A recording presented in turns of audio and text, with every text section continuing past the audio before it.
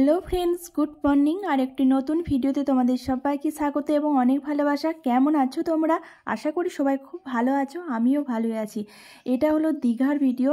এই প্রথমবার আমার চ্যানেলে দীঘা সমুদ্রের ভিডিও পোস্ট হচ্ছে, ভাবতেই আমার কেমন লাগছে। আমি যতদিন ইউটিউব করছি আমি একবারও কিন্তু দীঘা যাইনি। দীঘা কেন, কোনো সমুদ্র জায়গাও যাইনি, পাহাড়ের জায়গাও যাইনি।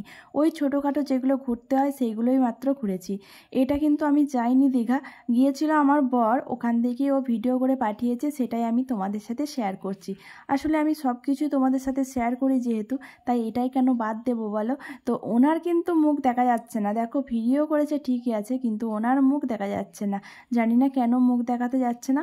যাই হোক, ভিডিওটা দেখতে থাকো, আশা করি তোমাদের খুব খুব ভালো লাগবে। আর আমি গেলে তো আরও সুন্দরভাবে ভিডিও করতাম আর দারুণ এনজয় করতাম। যাই হোক, ভবিষ্যতে যদি কোনো দিন যাই তোমাদের সাথে তো অনেক অনেক শেয়ার করব।